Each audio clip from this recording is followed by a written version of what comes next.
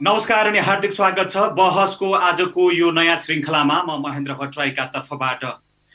दर्शकहरू, सरकारले अध्यादेश मार्फत ल्याएको बजेटमा देशको समृद्धिलाई बढावा दिने भन्दै ढुङ्गा गिटी बालुवासँग सम्बन्धित खानी र उद्योगहरू स्थापना गर्ने उद्घोष गरेपछि त्यो विषय विवादको श्रृङ्खलामा आएको छ।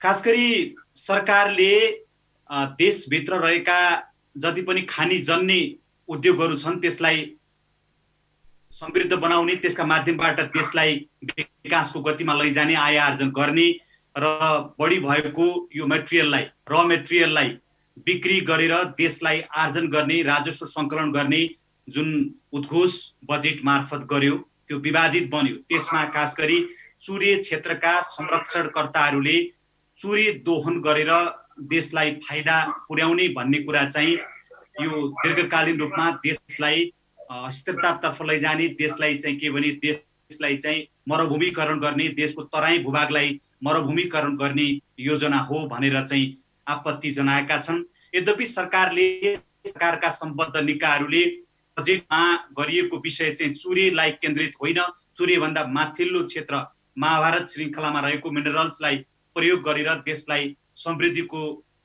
ढोकातर्फ लैजाने भन्ने सरकारका सम्बद्ध निकायहरूले बताएका छन्। यद्यपि यो विषयको विवाद कायमै छ।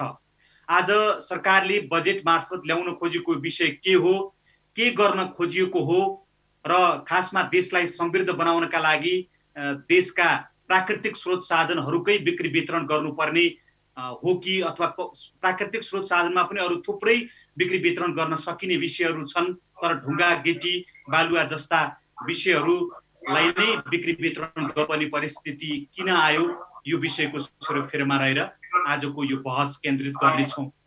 यो विषयमा कुराकानी गर्नका लागि हामीसँग सरकारले बजेट मार्फत अंगीकार गरेको यो विषयको पक्षमा धारणा राख्नका लागि हामीले राष्ट्रिय योजना आयोगका सदस्य डाक्टर कृष्ण प्रसाद ओलीलाई आजको बहसमा निम्ताएका छौँ र खासमा यो विषय के हो, चुरेको महत्त्व के हो र यसलाई उत्खनन गर्दा आउने समस्याहरू के हुन्।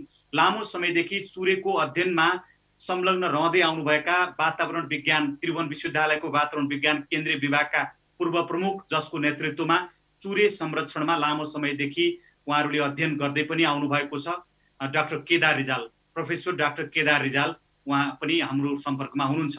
हामीले यो कार्यक्रम कोरोना प्रोटोकलका कारणले, कोभिड-19 को प्रोटोकलका कारणले जुमका माध्यमबाट सञ्चालन गरिरहेका छौँ।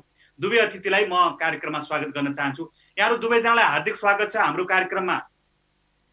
धन्यवाद, नमस्कार। सबभन्दा पहिला म डाक्टर कृष्ण प्रसाद ओलीजी कहाँ जान चाहन्छु। डाक्टर ओली, सरकारले ल्याएको बजेट जुन छ, यो बजेट जुन अहिले विवादित बनेको छ, बजेटको यो श्रृङ्खला चाहिँ जुन अब चुरे उत्खनन गर्ने भन्ने सन्दर्भ, यो खासमा सरकारले भन्न खोजेको के हो, यसमा तपाईहरूले चाहिँ भ्रम सिर्जना गरियो भनेर भन्नुभएको छ, यो खासमा गर्न खोजेको विषय चाहिँ के हो? वातावरणीय प्रभाव 179 बुँदा नम्बरले के भन्छ भने वातावरणीय प्रभाव मूल्याङ्कनको आधारमा खनिजजन्य गिटी बालुवा निकासी गरी व्यापार घाटा न्यूनीकरण गरिनेछ। निकासी गरिने खानीजन्य निर्माण सामग्रीको परिवहनका लागि उद्योगदेखि निकासी बिन्दुसम्म रोपवे निर्माण गर्न आयातमा लाग्ने भन्सार महसुलमा छुट दिने व्यवस्था मिलाएको छ भनेर यो वक्तव्यले भनेको छ। यसमा कहीँ कतै चुरे शिवालिक क्षेत्र भन्ने कहीँ पनि छँदै छैन। अब यसमा बुझ्नुपर्ने कुरा के छ भन्नुहुन्छ भन्दाखेरि खानीजन्य चिज दुईटा चिजहरू छन् अहिलेसम्म। यी ढुङ्गा गिटी बालुवाहरू जुन युज गरेको छ, हाम्रो दिमागमा हाम्रो कन्सेप्टमा परेको चाहिँ के भन्दाखेरि खोलाले बगाएका कुराहरू मात्रै हुन् खानीजन्य र तिनै ढुङ्गा बालुवाहरू हुन्, त्यसलाई युज गर्नुपर्छ भन्ने कन्सेप्ट एउटा छ। यसले चुरे क्षेत्रको विषयमा कुरै गरेको छैन, खानीजन्य भनेको छ। अब खनिज ऐन 2042 हेर्नुहुन्छ भन्दाखेरि दुईटा यसमा क्लियर कुरा लेखेको छ, एउटा नदीजन्य, अर्को खानीजन्य।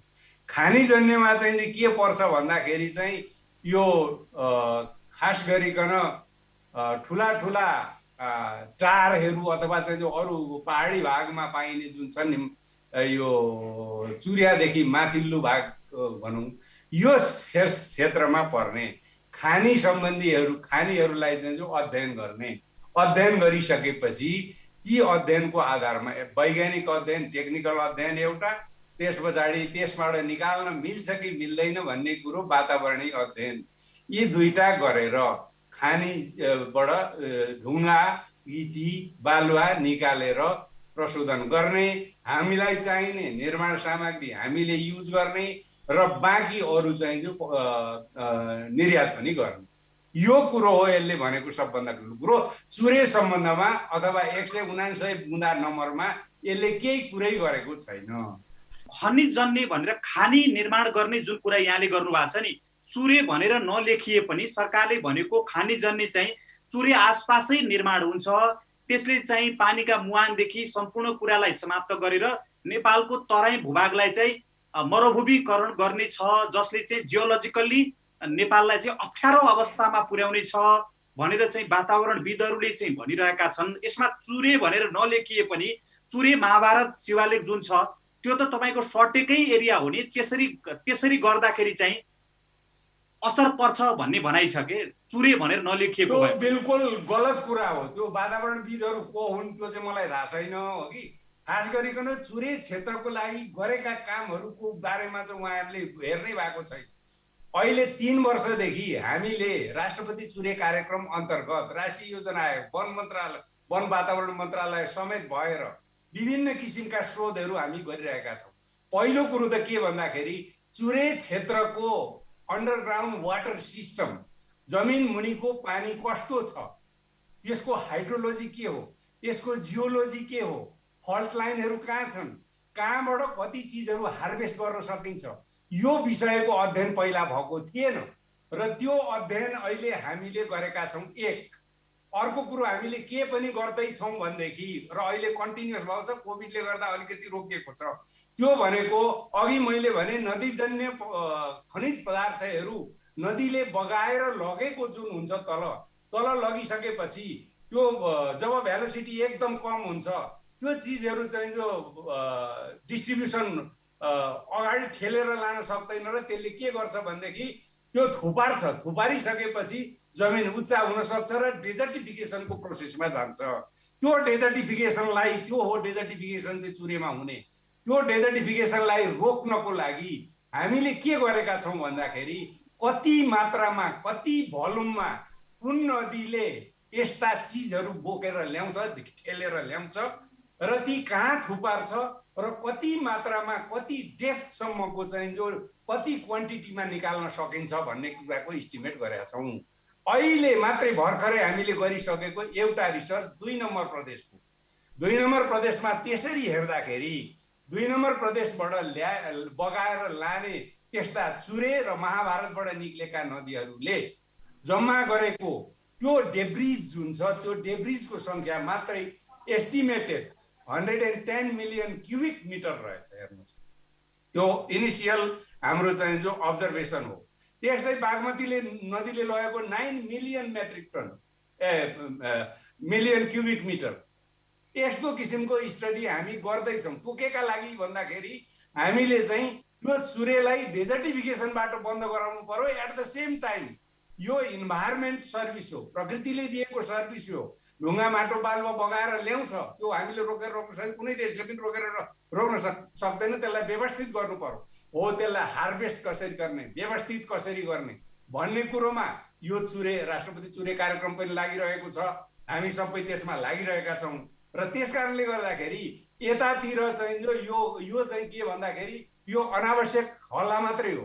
खास गरिकन यो सरकार बेसिकली कतिसम्म भन्नुहुन्छ भन्दाखेरि हामीले चुरे क्षेत्रको डिग्रेडेसन विशाल भयो भने हामीले फरेस्ट इन्स्टिच्युट युनिभर्सिटी, त्रिभुवन युनिभर्सिटीको फरेस्ट इन्स्टिच्युटका प्राध्यापकहरूलाई रिक्वेस्ट गरेर हामीले चाहिँ स्टडी गरायौँ। स्टडी गराउँदाखेरि फरेस्ट एरिया अहिले पनि चुरे क्षेत्रमा चाहिँ 72% इन्ट्याक्ट छ भन्ने कुरो उनीहरूको फाइन्डिङ छ। त्यो कसरी पत्ता लाग्यो भन्नुहुन्छ भन्दाखेरि अहिले तराई क्षेत्रमा जुन हाम्रा प्रोटेक्टेड एरियाहरू छन् त्यहाँबाट चाहिँ जो वाइल्ड लाइफहरू चाहिँ जो मासतिर चुरेतिर बढेर गएको अवस्था छ। तपाईँहरूले सुन्नु भएको होला, न्युजमा पनि आएको होला, हात्तीहरू पनि उँभो आउँदैछन्, त्यस्तै टाइगरहरू पनि आएका छन्। यो केले गर्दा भन्दाखेरि हेबिटेट फर्मेसन भयो। हेबिटेट फर्मेसन भन्नुको अर्थ के हो भन्दाखेरि त्यो चाहिँ इकोसिस्टम राम्रो हुन गयो, त्यहाँ जङ्गलहरू बढ्न गयो। त्यस कारणले सूर्य प्रोटेक्सन गर्नलाई त चाहिँ सरकार त अहिलेदेखि लागेको छैन, तर यस्ता किसिमका रिसर्चहरू गरेका छौँ हामीले। र स्टकमा चाहिँ खास गरिकन सूर्य क्षेत्रको पनि स्टक म्यानेजमेन्ट र हामीले खास गरिकन यो खानीजन्य उद्योगबाट चाहिँ जो खानीजन्य उद्योग पदार्थहरू निष्कासन गरेर स्लेट भयो, ढुङ्गा भयो, अरू विभिन्न निर्माण सामग्रीहरूको चाहिँ व्यवस्था गर्न सकिन्छ।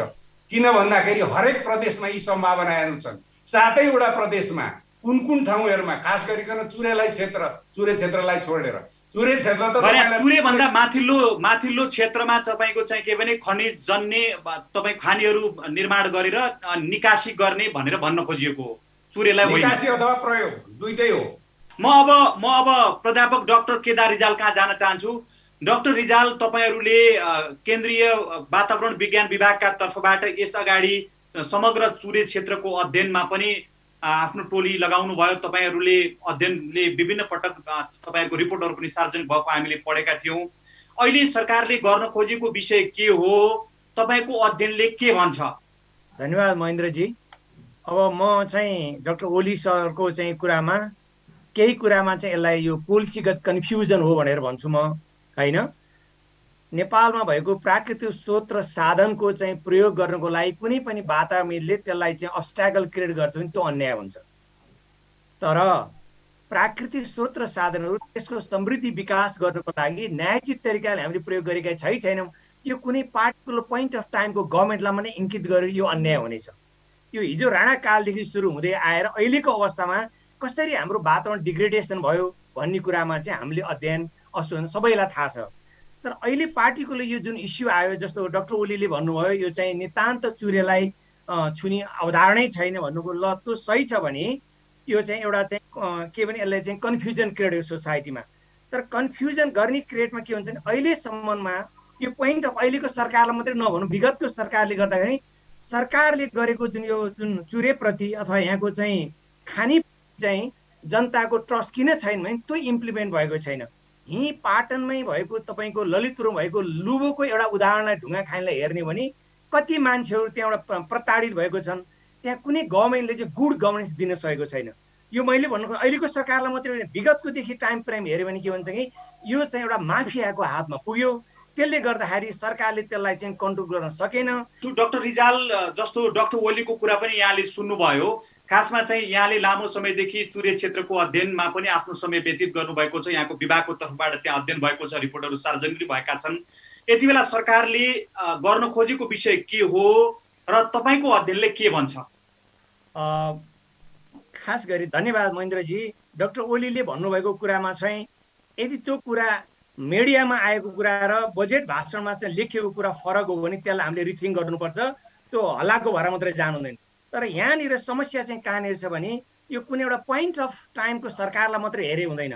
चुरेमा आएको नेपालमा प्राकृतिक स्रोत र साधनमा आएको ह्रास विनाश चाहिँ राणाकालदेखि अहिलेसम्म हेर्दाखेरि पब्लिकले ट्रस्ट गर्ने ठाउँ छैन।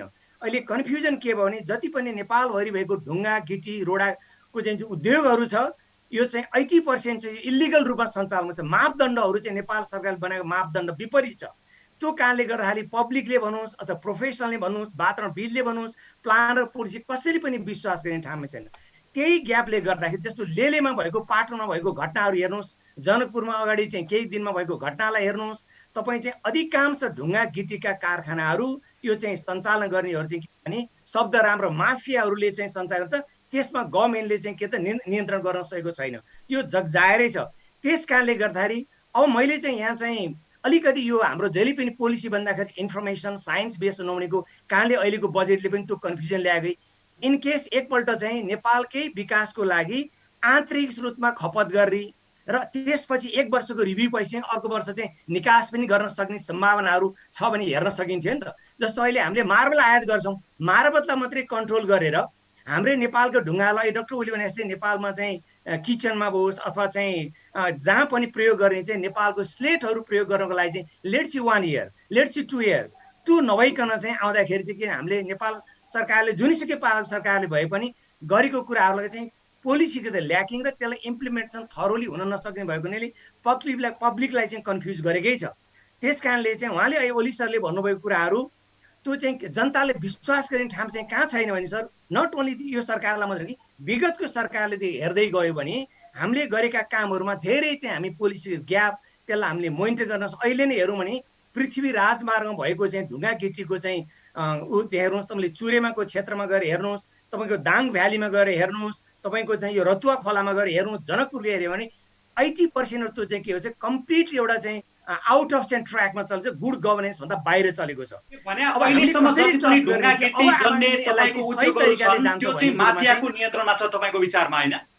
अब यसलाई शब्द नराम्रो होला तर सरकारले यसलाई गभर्न गर्न सकेको छैन भन्ने कुरो चाहिँ हरेक इन्डिभिजुअल नागरिक र एउटा आशा के थियो जब लोकल सरकार चाहिँ गठन भएपछि यसलाई गर्छ भने मैले करिब 300 वातावरण मन्त्रालयकै एउटा कमिटी 300 वटा ढुङ्गा गिटीमा हामी पुगेका थियौँ। स्थानीय सरकार यस्तो गभर्न हुन्छ भनेको त्यो पनि गर्न सक्नु भएन, त्यहाँ विभिन्न कारण होला। एउटा त नीतिगत कुरा होला, अर्को चाहिँ कहीँ कहीँ रिसोर्ससँग जोडिएको हुनाले गभर्मेन्टको चाहिँ यो चाहिँ मेकानिजमले यसलाई कन्ट्रोल गर्न नसकेको कारणले चाहिँ यो अहिले चाहिँ अझ बढी प्रश्न उठाएको जस्तो लाग्छ मलाई चाहिँ।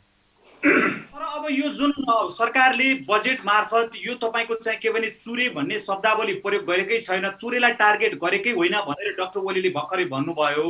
तर यसका विरोधमा उत्रिने जति पनि मान्छेहरू छन् उहाँहरूले चाहिँ चुरे सखा पार्ने कुरा भयो भनेर बजेटमा लेख्दै नलेखिएको विषयमा चाहिँ किन चाहिँ यो बढी चाहिँ खालि तपाईँको चाहिँ के भने ट्रस्ट नभएर मात्रै यस्तो विषय उठ्या हो कि अथवा तपाईँको विषयको गहिराइमा पुगेर सत्य तथ्य सहित जानुपर्ने होइन र भने विरोध गर्दाखेरि पनि हो।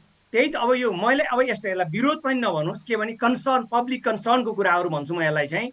के भनेदेखि यो चाहिँ कुनै एउटा राजनीतिक एजेन्डा बनाउनु हुँदैन होइन। अहिले सरकारहरूको चाहिँ यो गोलमोटोमा राजनीतिक झगडाको आधारमा यो इस्यु मिसाउनु हुँदैन।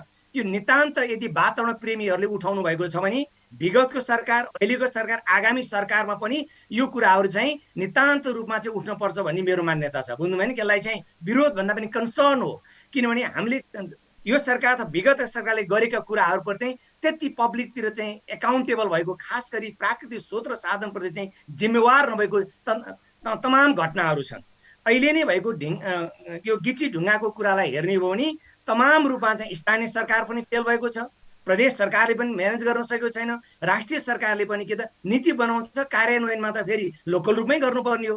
त्यो कुराहरू नभइदिएको कारणले गर्दाखेरि चाहिँ के छ भने यो कन्सर्न हुन जरुरी छ। म अहिले अरू पोलिटिकल पार्टीहरूलाई के भन्छु भने अहिले पोलिटिकल अप्ठ्यारो उठाउनु भएको हो कि यसलाई आगामी दिनमा यसलाई कन्टिन्युटी दिनुहुन्छ त। We are closely observing. यो कुनै पार्टीको कुरामा नजानुहोस्, किनभने राष्ट्रिय पूर्व राष्ट्रपतिदेखि लिएर गएर सबै कुराहरूमा आइरहनु भएको छ नि त।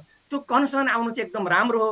ओहो, नेपालका पोलिटिसियन हो, पोलिटिकल पार्टी पनि नेपालको प्राकृतिक स्रोत र साधप्रति बरु चनाखो हुनुभएछ भन्ने कुरा छ। तर यो कुराले कन्टिन्युटी पाएन। आगामी दिनमा यो कन्सर्नहरूलाई चाहिँ दलगत भन्दा माथि उठ्नु भएन भने चाहिँ we can raise the question. फेरि म ओलीजीको प्रति चाहिँ के हाम्रो डाक्टर ओलीजीप्रति के भन्छु भने सर, कसरी तपाईँहरूले चाहिँ कमिटमेन्ट गर्नुहुन्छ यो चुरेमा पर्दैन र कुनै अध्ययनै भएको छैन। ल यो वर्ष चाहिँ हामीले अध्ययन गर्ने कति चाहिँ हाम्रा चाहिँ यो मलाई थाहा छ 14 वटा जिल्लामा भएको अध्ययनले चाहिँ आन्तरिक खपतलाई पहिलो प्रायोरिटी दिने, आन्तरिक खपत कुन जिल्लालाई कुन खानीबाट चाहिँ दिने भन्ने कुरो जुन mine geology of mine department जियोलोजीले गरेको कुरालाई चाहिँ हामीले चाहिँ कति चाहिँ युज हुन्छ भन्ने कुरो चाहिँ त्यो कुरा अझै हाम्रो क्वान्टिफाई छैन। त्यस कारणले यो कुरामा नीतिमा आउनुभन्दा अगाडि चाहिँ फलानु खानीले चाहिँ यो जिल्लालाई चाहिँ दिन सक्छ, यसमा यो स्टेक होल्डर इन्भल्भ हुने। जहिले पनि सर के छ भने यहाँ चाहिँ लुटको धन फुपूको सरा जस्तो चाहिँ हाम्रा भएको प्राकृतिक स्रोत र साधनको दुहाव, त्यसले गर्दा राष्ट्रिय सरकारले जति कुनै राजस्व पाउनु पर्ने हो यो नगण्य रूपमा पाएको छ। त्यो के त अन्डर द यो चाहिँ मिसयुज भएको छ भन्नु कुरामा चाहिँ कुनै व्यक्ति अथवा संस्था चाहिँ धनी भएको होला, तर राष्ट्रिय एकाउन्टमा चाहिँ यो कुरो चाहिँ आएको छैन।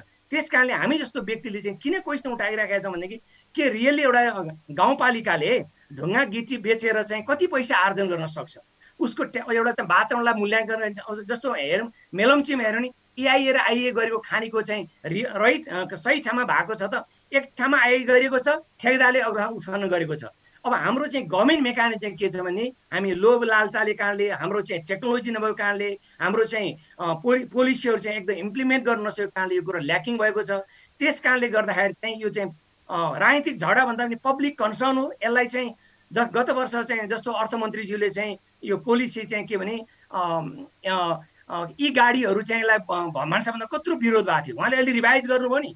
यो यदि चाहिँ मिसयुज हुन सक्यो भने अर्को रिभाइज म फेरि आउनेछु तपाईसँग, म फेरि आउनेछु। आजको बहसमा हामीले ढुङ्गा गिटी बालुवा जन्ने जुन उद्योगहरूलाई बढावा दिने र त्यसलाई चाहिँ उत्खनन गरेर निकासी समेत गर्ने, नेपालभित्र पनि प्रयोग गर्ने र उत्खनन पनि गर्ने भन्ने सरकारको बजेट मार्फत गरेको घोषणाको विषयमा जुन खालको मतभेदहरू सिर्जना भएको छ त्यो बारेमा केन्द्रित छौँ। एउटा छोटो विश्राम लिन्छौँ, त्यस पछाडि फेरि उपस्थित हुनेछौँ।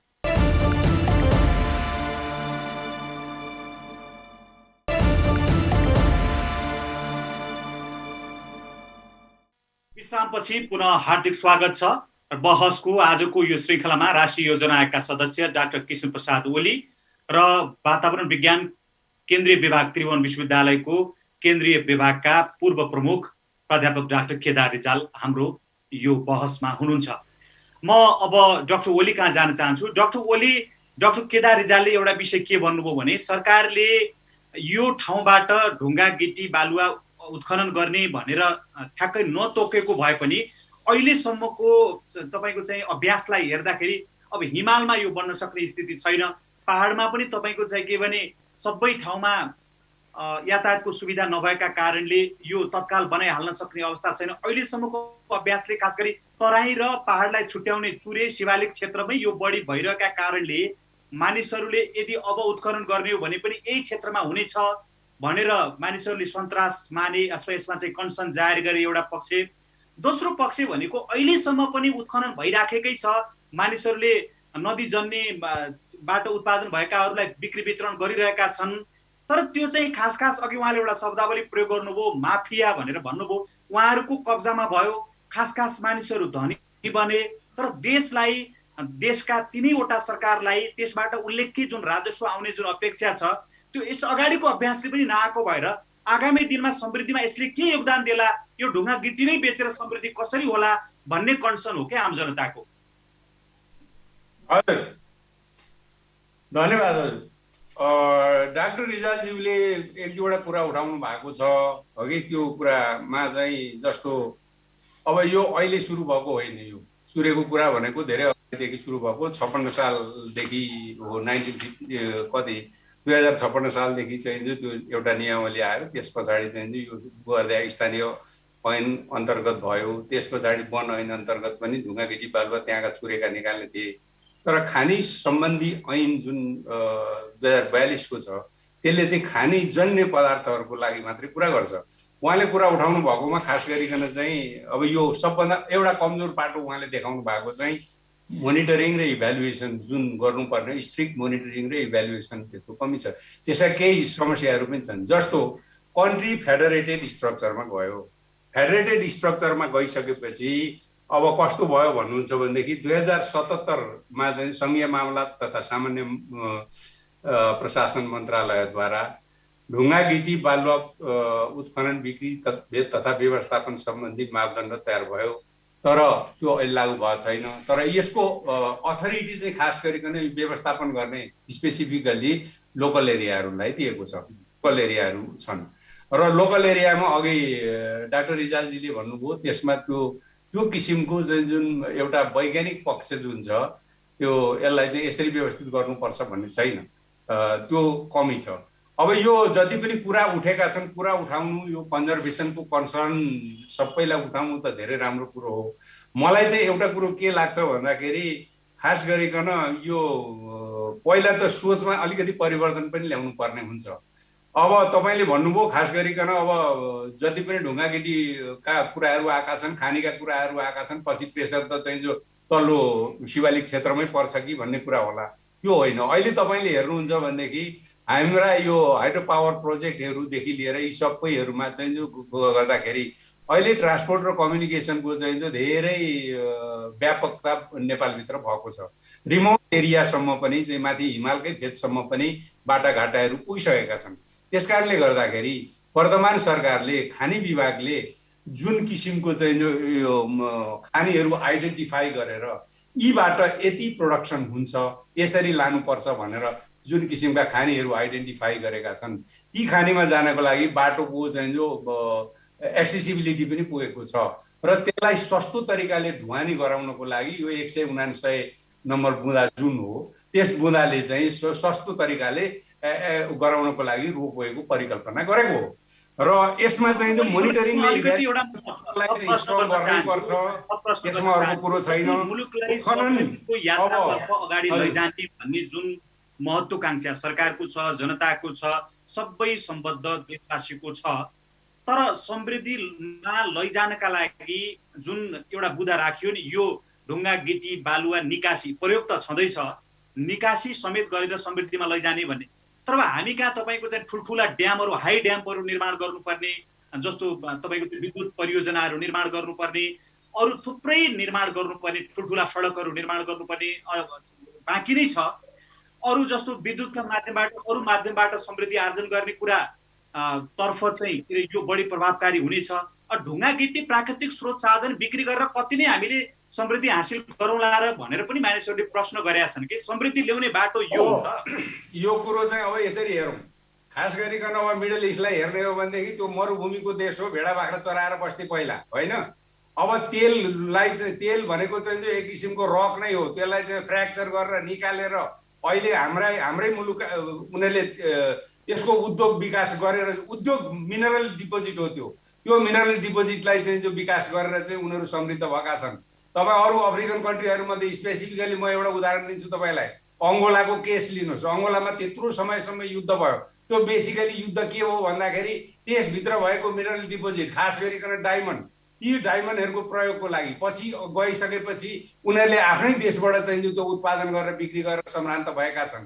हामीसँग रहेका जति पनि खनिजजन्य, अहिले एउटा ढुङ्गाको कुरा गरिरहेका छौँ हामीसँग भोलि चाहिँ अहिले चाहिँ अब युरेनियमको खानी हामीले पत्ता लगाएर त्यसलाई प्रोडक्सनमा लाने अवस्था आयो भनेदेखि त्यो गर्ने कि नगर्ने, हामीसँग सुन खानी होला त्यसलाई युज गर्ने कि नगर्ने, यिनै कुराहरू। अर्को कुरो के भन्नु भन्दाखेरि यहाँले चाहिँ जो हाम्रा ठुला ठुला ड्याम प्रोजेक्टहरू छन्, हो अफकोर्स ड्याम प्रोजेक्टहरू हामीले इनिसिएट गरेका छौँ हेर्नको लागि चाहिँ जो अहिले अब तमोर ड्याम भनौँ अथवा बुढी गण्डकी भनौँ, यो अहिले ढिलो भएको होला, कुनै दिन लागु होला, तिनीहरूका लागि पनि चाहिँ जो रिसोर्सेसहरू चाहिन्छ, इनसाइड भित्रको कन्सम्सनको लागि पनि काम लाग्छ। त्यस साथसाथै अब हामीले एक्सपोर्ट गरिरहेका जति पनि ढुङ्गाजन्य चिजहरू छन्, ती चिजहरूलाई रिप्लेस सब्स्टिट्युट गर्नको लागि नेपालमा पाइने यदि इन्टरनेसनल मार्केट नै चाहिँ जो हामीले लिन सक्ने खालका चाहिँ जो ढुङ्गाहरू त्यस्ता छन् भनेदेखि हामीले खानी उत्खनन नगर्ने, अब खानी उत्खनन गर्नुपर्छ। किन भन्दाखेरि हामीसँग भएको अहिलेको तुरुन्त छोटो र सानो प्रविधिले नै हामीले निकाल्न सक्ने भनेको ढुङ्गा गिटी बालुवाहरू नै हो। ठुलो किसिमको प्रविधि जस्तो किसिमको चाहिँ जो एक्सप्लोर गरिरहनु पर्ने त्यो इम्पोर्ट पनि गरिरहनु पर्दैन। त्यस कारणले गर्दाखेरि पनि यो एकदम आवश्यक छ। जहाँसम्म चाहिँ जो डाक्टर रिजालजीले कुरा गर्नुभयो, एक दुईवटा कुराहरू चाहिँ जो म उहाँसँग सेयर पनि गर्छु र उहाँसँग एग्री पनि गर्छु। खास गरिकन हामीले ज्यादै ध्यान दिनुपर्ने कुरा चाहिँ के हो भन्नुहुन्छ भन्दाखेरि मोनिटरिङमा हो। अब चुरेको कुरा गर्दाखेरि चाहिँ चुरे चाहिँ खास गरिकन वातावरण संरक्षण ऐन अन्तर्गत छ, त्यहाँ EIA IE नगरिकन कुनै पनि चिजहरू गर्न पाइँदैन। त्यस कारणले गर्दाखेरि अहिले यो चुरिया नै ध्वस्त पार्ने भयो, यो सबै खत्म हुने भयो भन्ने कुरो चाहिँ यो गलत कुरो। यसमा सरकार एकदम शिवालिक लेख कन्जर्भेसनमा लागेको छ। खानीजन्य पदार्थहरूलाई चाहिँ उत्खनन गरेर देशलाई चाहिने आवश्यकता कुरा गर्ने र बाहिर विदेशमा पनि निर्यात गर्ने सम्भावना भएको हुनाले नै यो भूक्षेत्र छ। त्यसलाई उत्खनन गर्दा त्यसको मार्फतबाट चुरेलाई असर पर्छ कि पर्दैन? अब यसमा चाहिँ यो कुरो धेरैले उठाएका छन्, चुरेलाई असर पर्ने नपर्ने कुराहरू भनेको चाहिँ चुरेको उद्गम भएको चाहिँ 18 मिलियन वर्ष भयो, हिमालको भनेको चाहिँ करिब 5 करोड वर्ष भयो। त्यतिखेरदेखि यो चुरेले 18 मिलियनदेखि दुःख पाएको छ। यो कन्टिन्युअस प्रोसेस हो, यो जियोलोजिकल प्रोसेस पनि त्यहाँ छ। हामीले मात्र भनेर हुँदैन, टेक्टोनिक प्लेटहरूको मुभमेन्ट भइरहेको छ, साउथ र युरेसियन प्लेटहरू घुमिरहेका छन्, बढिरहेका छ साउथ प्लेट पनि, त्यसैको कारणबाट पनि भइरहेछ। जियोलोजिकल कामहरू पनि त्यो नेचरले आफै गर्ने कामहरू पनि भइरहेको छ। यसमा त हामी त के भन्दाखेरि अहिले मानव जातिको लागि चाहिने बेनिफिट, खास गरिकन कन्जर्भेसन, चुरेलाई कम्प्लिट गार्डनको रूपमा कसरी विकास गर्न सकिन्छ भनेर लार्ज स्केल एग्रो फोरेस्ट्री प्लान्टेसनदेखि लिएर सबै कुराका कार्यक्रमहरू छन्। 1 करोड 50 लाख बिरुवाहरूको प्लान्टेसन गर्ने योजनाहरू छ हरेक एनुअली। यी ठाउँहरू कहाँ छन् हेर। यस्तै किसिमले हामी यसमा सरकार अहिलेको वर्तमान सरकार लागेको छ। अघि डाक्टर साहबले अलिकति कुरा केही भन्नुभयो, खास गरिकन यो चुरे सम्बन्धी चाहिँ जो समस्या चाहिँ जो यो 2056 साल र देखि नै त्योभन्दा अगाडि अलिअलि थियो भनेदेखि त्यसभित्र त्यस पछाडि रह्यो। यसलाई चाहिँ जो एड्रेस गर्नको लागि यी मुद्दाहरू चाहिँ जो हाम्रो खास गरिकन 66 सालमा चाहिँ जो नेपाल सरकारद्वारा चाहिँ उच्च समितिको गठन पनि गरेर सम्मानित सर्वोच्च अदालतमा समेत पुगेर चाहिँ जो उसले विशेष किसिमका निर्देशनहरू पनि दिएका छन्। ती निर्देशनहरू पनि अहिले पालना गरिरहेको छ। साथै कुन ठाउँबाट चुरेमा मात्र हेर्ने हो भने अब यो चाहिँ जो खानीजन्यको छोडेर नदीजन्यमा हेर्ने, चुरेकै मात्रै फोकस गर्ने हो भने त्यसका लागि स्पेसल मापदण्डहरू पनि निर्माण गरिएको छ। तर यहाँ एउटा समस्या अघि भन्दै गर्दाखेरि डाक्टर साहबले भन्नुभयो अब यो फेडरेटेड स्ट्रक्चरमा गयो कन्ट्री, यही सरकारकै पालामा धेरै नियम कानुनहरू रेगुलेसनहरू बनाउनु पर्ने भयो। ती रेगुलेसनहरू बन्ने क्रममा पनि छन्, कति अझै पनि अहिले लकडाउन पोलिटिकल। त्यही भएर ओली डाक्टर साहब तर अनि लोकल लेभलमा यो म सकिहाल्छु। लोकलमा चाहिँ जो मेजर जिम्मेवारी चाहिँ यो अहिले लोकल लेभलमा दिएको हुनाले पनि त्यसको मोनिटरिङको क्यापेबिलिटी र टेक्निकल क्यापेबिलिटी पनि त्यसमा कम भएको हुनाले केही समस्याहरू आएका छन्। समस्या नआएका होइनन् त्यहाँ, तर ती समस्यालाई सर्कमभेन्ट गर्नको लागि कानुनको प्रभावकारी कार्यान्वयनको आवश्यकता पर्दछ। रिजाल कहाँ जान चाहन्छु। डाक्टर रिजाल, अब अहिले जुन डाक्टर ओलीले जुन कुरा बताउनु भएको छ, खास गरी चाहिँ हामीसँग प्राकृतिक रूपबाट हामीसँग जुन चिज उपलब्ध छ हामीले त्यसैलाई बिक्री गरेर चाहिँ के भने धनी बन्ने हो। जस्तो उहाँले अरबको उदाहरण दिनुभयो। अरब देशहरूमा चाहिँ के अरे तेल उत्पादन हुने स्थिति थियो, उहाँहरूले तेल बेचेर धनी बन्नुभयो। हामी कहाँ चाहिँ अब विभिन्न खनिजहरू, ढुङ्गा माटो गिटी, अब यत्रो यत्र पहाड पर्वतहरू छन्। त्यसलाई चाहिँ यदि वातावरणीय दृष्टिकोणले फरक नपर्ने गरी बिक्री वितरण गरेर मुलुकलाई समृद्धितर्फ लैजान यदि सकिन्छ भने त्यसलाई किन रोक्ने भन्ने उहाँको भनाइमा के भन्नुहुन्छ? महेन्द्रजी, यो कुरालाई म के भन्छु भनेदेखि मैले फेरि भन्छु, यो पोइन्ट अफ टाइमको सरकारलाई मात्रै कुरा गरे हुँदैन। नेपालमा भएको जनशक्ति अरबमा पठाएर देश धनी हुने कि नेपालमै त्यसलाई क्यापेसिटी गरेर धनी हुने भन्ने एकदम डिस्कोर्स छ। मलेसियामा गएको ह्युमन रिसोर्सलाई मलेसिया पठाएर रिमिट्यान्सबाट देश धनी हुने कि त्यो जनशक्तिलाई नेपालमै परिचालन गरी सिङ्गापुर जस्तो भएर धनी हुने, आफ्नो त्यो डिस्कोर्स अर्कै कुरा हुन्छ। अहिले उठेको इस्यु भनेको चाहिँ के भनेदेखि डाक्टर ओलीले जस्तै हाम्रा लोकल लेभलमा चाहिँ नियम र नीति बनिसकेको छैन, लोकल सरकार चाहिँ क्यापेसिटी भइसकेको छैन। त्यो ओपन गरिदिँदाखेरि भोलि चाहिँ जसरी अहिले देशभरिको ढुङ्गा गिटीका उद्योगहरू जुन किन्ने चाहिँ अब नियम सङ्गत भन्दा बाहिर रूपमा सञ्चालन जुन एउटा पब्लिकले र राष्ट्रले पाउनुपर्ने जुन एउटा चाहिँ त्यो चाहिँ ट्याक्स उठाएर आउनुपर्ने जुन कस्ट उठेको छैन, त्यस कारणले यसलाई बिग क्वेसन चाहिँ किन उठायो भनेदेखि आइन्दा यसका चाहिँ इन्स्योर गर्ने मापदण्डहरू के हुन्। तर यसलाई कन्ट्रोभर्सी के चाहिँ गर्नु भएन भने यो वातावरणविदहरूले चाहिँ प्राकृतिक स्रोत र सालना प्रयोग गर्न दिएनन्, यो देशको चाहिँ समृद्धिलाई चाहिँ अब्स्ट्याकल गरे भन्ने कुरो चाहिँ न डाक्टर ओलीले राख्नुहुन्छ न अरू कसैले राख्छ। यहाँ ग्याप चाहिँ कहाँ छ भनेदेखि गुड गभर्नेन्स।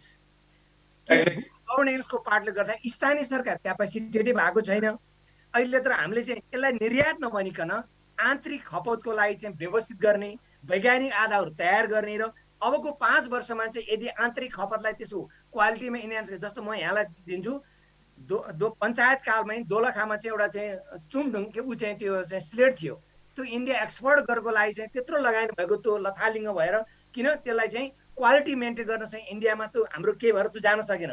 त्यस्तै हाम्रो पनि अहिले चाहिँ बरु हामीले आन्तरिक सरकारहरूलाई चाहिँ तयार गरेर तिमीले चाहिँ आफ्नो क्षेत्रमा प्रयोग गर्ने, ल मार्बल ल्याउनलाई चाहिँ 3 टाइम्स कस्ट बढाइदिने। हाम्रै छेउमा चाहिँ हाम्रा चाहिँ स्लेटहरू प्रयोग गरे पनि हुन्थ्यो नि त।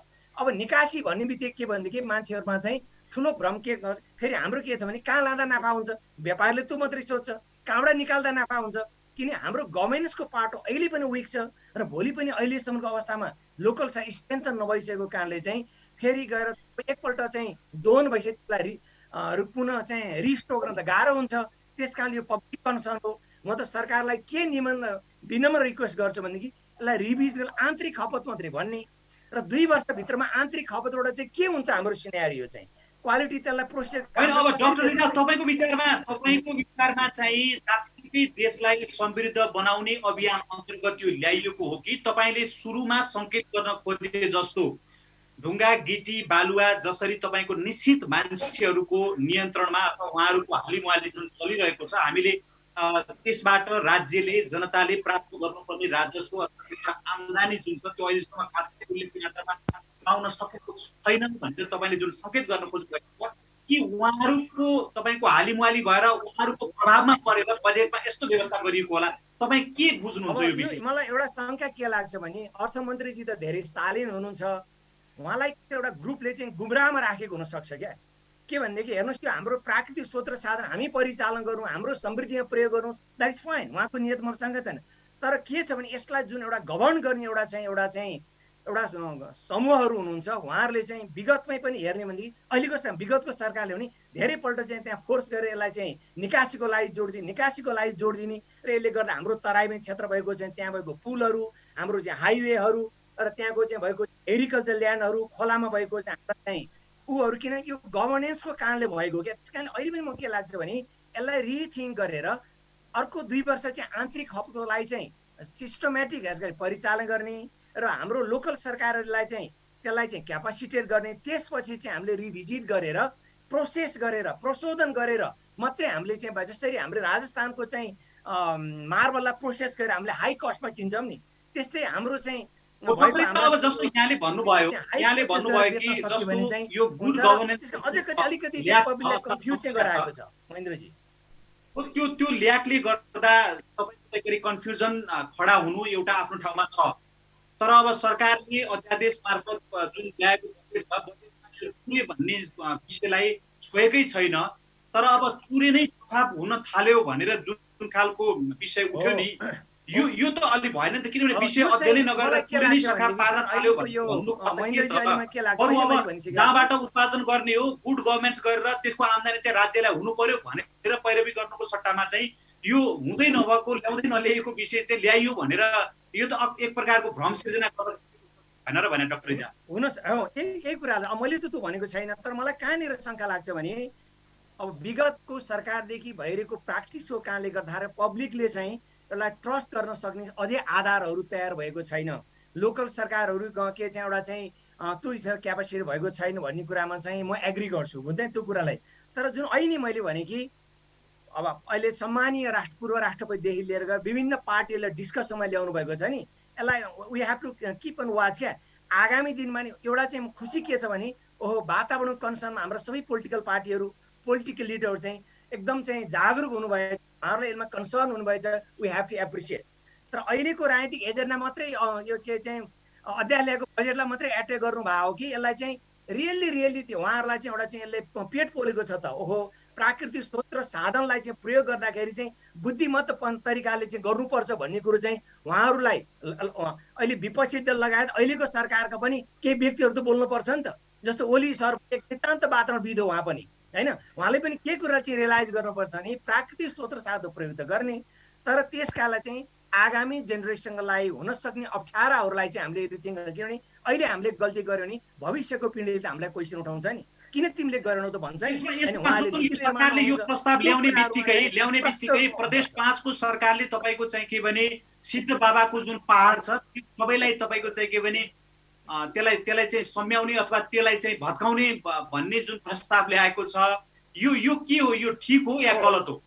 अब यो पनि मलाई के लाग्छ भने दुईटा कन्ट्रोभर्सी, एउटा चाहिँ एकदम भन्छ। अनि आजै मैले चाहिँ एउटा पत्रिकामा इन्टरभ्यू पढेँ हाम्रो अर्थमन्त्रीज्यूको, कहाँ पो त्यो भन्ने भने हामीले सुरुङ मारेर भन्छ देयर इज सम कन्ट्रोभर्सी। मान्छेहरूको बुझाइ चाहिँ फरक छ यो, किनभने ट्रान्सपेरेन्सी नभएको अभाव हो, यो चाहिँ अभाव हो। त्यो के प्लान बनाइएको छ, यसका चाहिँ स्टेक होल्डर कन्सल्टेसन कसरी भएको छ, त्यसको साइन्टिफिक आधारहरू केही नभइकन जम्मै यहाँ चाहिँ के छ नि विगतकोदेखि हाम्रो नेपालको विकासको चरण चाहिँ कार्यकर्तामुखी ड्रिभन भयो। Science base, evidence base policy चाहिँ हाम्रो नबनेको कारणले गर्दाखेरि असल नियतले गरेको कामप्रति पनि क्वेसन गर्ने, खराब नियत गरेको अनि क्वेसन गर्ने, यो कुराहरू चाहिँ विगतकोदेखि भएको परम्परा हो। यो कुनै पार्टिकुलर पोइन्ट अफ टाइमको सरकारको मात्रै होइन, जो आफ्नो चाहिँ भएको बेलामा चाहिँ के। त्यस कारणले यही कुरालाई चाहिँ महेन्द्र दुईटा कन्ट्रोभर्सी छ। प्रदेशले चाहिँ यसलाई चाहिँ हामीलाई त्यो पहाडलाई चाहिँ मासेर त्यसलाई चाहिँ सम्याएर टुरिज्म विकास गर्ने भने केतिर पढिन्छ, अर्को चाहिँ होइन। अर्थमन्त्रीजीको इन्टरभ्यूमा के भनेको छ, होइन त्यसलाई त हामीले कहाँ भनेको छौँ र त्यसलाई चाहिँ हामी सुरुङ मार्गबाट बनाएर भनेको थिएँ, सिधै कन्ट्रोभर्सी। अब पब्लिकलाई चाहिँ कन्फ्युजन गर्दा सहिलो छ नि, मैले एउटा भनिदिन्छु, ओली सरले अर्को भनिदिनु होला, अथवा एक्सले अर्को भन्ला वाइले भन्दा यस्तो चाहिँ धमिलो पानीमा माछा मार्ने चाहिँ कुनै पनि राजनीतिक पार्टी कुनै पनि राजनीतिक व्यक्तिहरू र हामी जस्तो विज्ञहरूले पनि गर्नुहुन्न अथवा यसको वातावरणको विद्यार्थीहरूले पनि हामीले गर्नुहुन्न भने त्यो हाम्रो एउटा इथिकल एउटा धर्म हो, यसलाई हामीले निभाउनुपर्छ भन्छ महेन्द्रजी म चाहिँ। र म डाक्टर ओली कहाँ जान चाहन्छु। अब जस्तो डाक्टर रिजालले निरन्तर एउटा जुन सम्भावना अथवा एउटा जुन विषय उठान के गर्नुभयो भने हामी कहाँ चाहिँ सरकारको गभर्नेन्स, आदरणीय दर्शकहरू उहाँहरू हुनुहुन्थ्यो राष्ट्रिय योजना आयोगका सदस्य डाक्टर कृष्ण प्रसाद ओली र त्रिभुवन विश्वविद्यालय केन्द्रीय वातावरण विज्ञान विभागका पूर्व प्रमुख अध्यापक डाक्टर केदार रिजाल, उहाँहरू दुवैजनालाई यो कार्यक्रम र समयका लागि धेरै धेरै धन्यवाद दिन्छु। नयाँ विषय र पात्रहरूका साथको श्रृङ्खलामा हाम्रो भेट फेरि हुनेछ। आज यो कार्यक्रमबाट हामी सबैलाई बिदा दिनुहोस्। नमस्कार।